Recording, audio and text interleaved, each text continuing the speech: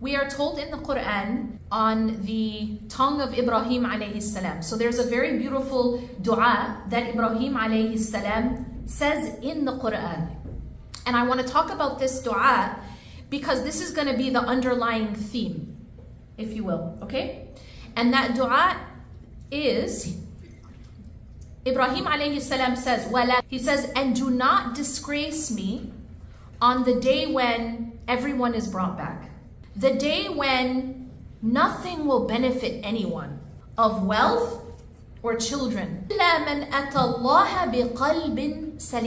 Except for the one who comes back to Allah with a qalb, a heart that is Saleem. So what is Qalbun Saleem? This is an important question. If I say to you, nothing in your existence matters, nothing of your wealth, nothing of the people around you, nothing of your power, nothing of how smart you are, nothing of how successful you are in the material world, nothing of how, your status, none of that is going to benefit you. Can you imagine that I tell you, actually Allah tells you, that nothing you have, nothing about who you are will benefit you except this one thing. So now how important does that one thing become, right? Allah saying on the tongue of Ibrahim alayhi salam, that this is the day when there's nothing that's gonna benefit anybody from the things that we chase, from the things that we gather and collect. I want you to think for a moment about what do we collect in life. Allah subhanahu wa ta'ala tells us in the Quran, what does that mean? It means that the accumulation of things has distracted you. Alhaakum at-takathur. What's at-takathur? Takathur is the accumulation in general. It is not specified what you're collecting. It doesn't specify what you're accumulating. Allah just says, the accumulation of things, and it's left general, has distracted you.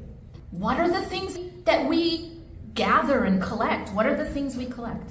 Well, we try to collect money, obviously. We try to collect power. We try to collect approval. And now with social media, we literally collect followers. And Allah subhanahu wa ta'ala is telling us that this accumulation, this focus on accumulating, in our day and age, it's how many followers can I get, or how many clicks. Literally, people will endanger themselves on YouTube by doing the silliest things, like eating enough food for 50 people. Why? Simply to collect clicks and followers. And you've become distracted by this gathering. So these are the things that we run after, right? يَوْمَ لَا تَنْفَعُ مَالٌ وَلَا بَنُونَ. That wealth that you chase. And banun. What is banun? Children. So children here means children, but it also represents power. Because this was a society, the time of the Prophet ﷺ, was a society where your power was in your family, in your children, in your sons. And so this was a measure of power. So Allah is telling us that these things will not benefit anyone. Illa. Now here, illa is important because in the Arabic language, there are many places where Allah will start with a complete negation in order to erase and clear the slate. And then He introduces the Arabic illa. What is illa? It means except. So what it is it's complete negation and then exception. Where else do we see this structure? Shahada, right? La ilaha. What is la ilaha if you stopped there? It's kufr. Because la ilaha means there is no ilah. There is no ilah. There is no object of worship. It's atheism. Illallah. Why? Because Allah is exceptional. He's exclusive. You don't have Allah as an ilah alongside money. You don't have Allah as an ilah alongside power, alongside hawa, our own desires and our own whims. It's absolute exclusivity. So that's why you erase first and then you introduce the illa. Okay.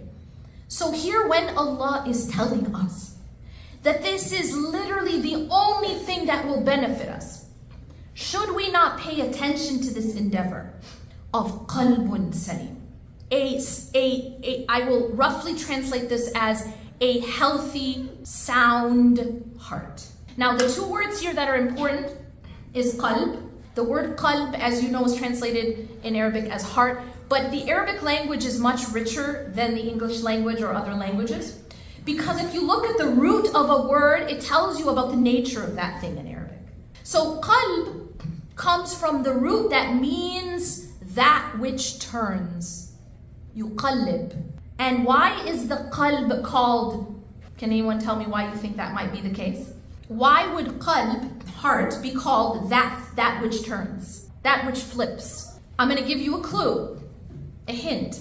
It is in the dua of the Prophet sallallahu alaihi wasallam. Ya muqallib al-qulub, thabbit qalbi ala dinik. O turner of that which turns. You guys hear it in the dua. Ya muqallib al-qulub. Do you hear the word? It's the same root. O turner of that which turns, keep my heart firm on your deen. So the heart is very fickle. It is easily turned. It is easily flipped. And this is why we should never feel complacency. What's complacency? Oh, you know what? I'm fine, right? I have faith and I feel almost arrogance about it. I feel complacent. I feel this sense of nothing could ever happen to my faith.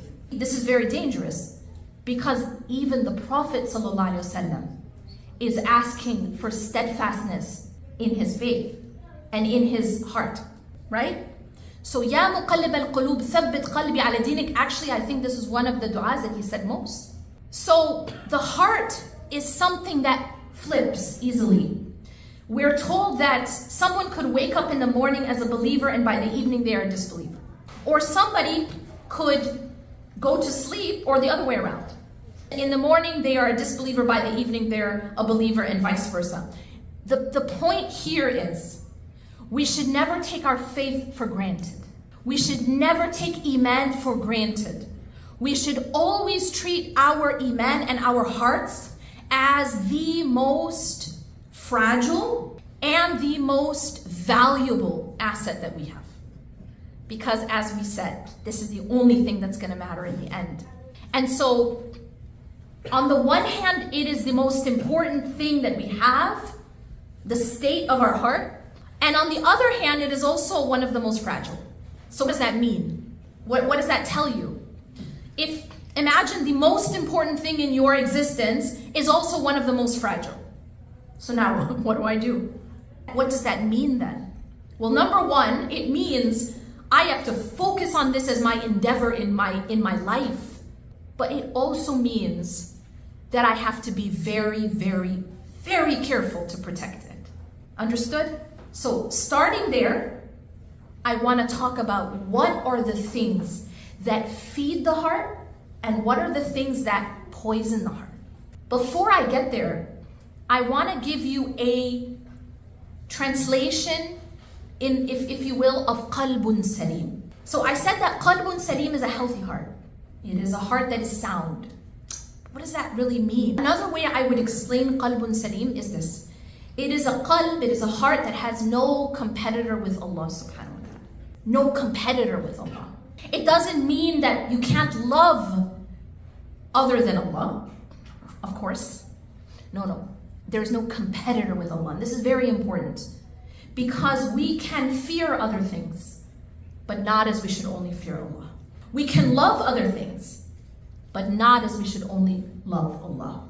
We can put our trust, maybe you put your trust in your friend or your spouse or your own self, but not as you should put your trust in Allah subhanahu wa ta'ala. And so this is the most important lesson, is that we as human beings, we will have relationships, and we must. We must have relationships with others. We must have a relationship with ourselves. But it is very important that everything is put in its rightful place. if you do not put things in their rightful place. It is like a person who takes their car to the gas station and realizes gas is really expensive because of what's happening around the world, but orange juice is on sale. And so what am I going to do? I'm going to be clever and I'm going to put orange juice in my gas tank instead of gas. Well, I just saved maybe some money, but what have I done to the car? Anyone? You don't need to be a mechanic. You've destroyed the car.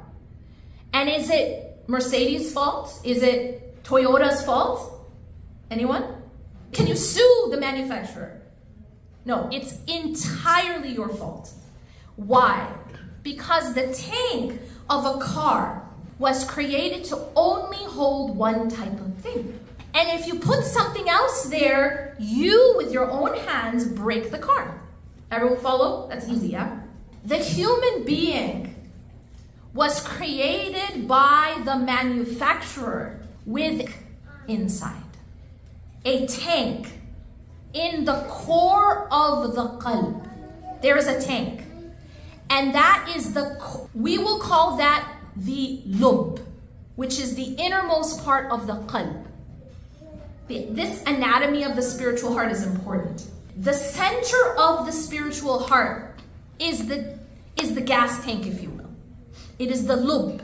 And this is why when Allah says, have you guys heard this statement in the Quran where Allah says, Ulil albab, in the Quran is referring to the people who have a lub. It is the people who literally have insides. This is literally what ulil. It's translated very inaccurately as the people of intellect, but it is much deeper than that. It is actually talking about the innermost part, the lub. And so that tank inside of us is only created to hold one type of thing, and that is La ilaha illallah. If you put something else in the core of the qalb and it competes with Allah, you with your own hands, me with my hands, are putting orange juice in your gas tank. Got it? And this is a lesson that we have to live our entire life practicing and understanding. So everything that we take and we love it as we should only love Allah, or fear it as we should only fear Allah, or depend upon it as we should only depend upon Allah. This is a big one, by the way. A lot of us, we take things like money and we depend on it. We actually put our dependence on money. And that is why we panic when money goes down and we rejoice when money goes up. It's because our dependence is on money. And similarly, we find that sometimes our dependence might be on other people in a way that it should only be on Allah. So what happens when they let us down? Has anyone experienced that in their life? Where you put your dependence on someone entirely and they let you down. This is not normal disappointment, is it? This is what I would call devastation, capital D. This is actually something I write about in chapter 1 of Reclaim Your Heart. Because what happens is that if you are holding on to a created thing as you should hold on to the Creator, by definition it will break. So imagine you're climbing and you hold on to a twig. You're rock climbing and you hold a twig. What's going to happen? Laws of gravity, laws of physics, what's going to happen? Your weight cannot be held by a twig. Everyone agree? Would it be wise to hold a twig on the edge of a cliff? No. So what's going to happen? It's going to break. Is that the twig's fault? Is the twig really evil? No. It's doing what it was created to do. Because it's a created thing and it cannot hold your weight. And when it snaps, as it will, because you put your whole weight on it, what happens to you? Well, gravity takes over and you fall. And this is what we see in our life. This is what we experience in our life until we understand. Because at first, what do? Well, we curse the twig, right? Right? You know when someone's been let down by people so much that they're just like, people stink. People are the problem. Do you guys understand what I'm talking about? People are all bad. People are all gonna let you down. People are all this. They become very negative. They become very cynical. But is it the twig's fault? Is the twig evil? No, it is not. You have done something that is not supposed to happen. And of course it's going to snap. And of course you're going to fall. You cannot curse the twig for that. You cannot blame the manufacturer because you broke the car by putting orange juice in the gas tank. And so when we have competitors with Allah subhanahu wa ta'ala in our heart of hearts, the center of our heart, what happens is we break our own hearts. We actually break our own hearts. And then we blame others. We blame Allah. We blame dunya. You know what I'm saying? The person who is so angry that the car isn't turning on and they want to blame the manufacturer, they want to blame the gas company, anybody. But we put orange juice in the gas tank. And so if we want to talk about the most essential definition of a healthy heart, Qalbun Saleem, it is a heart that does not have competitors with Allah in anything, whether that is love or fear or dependence or anything.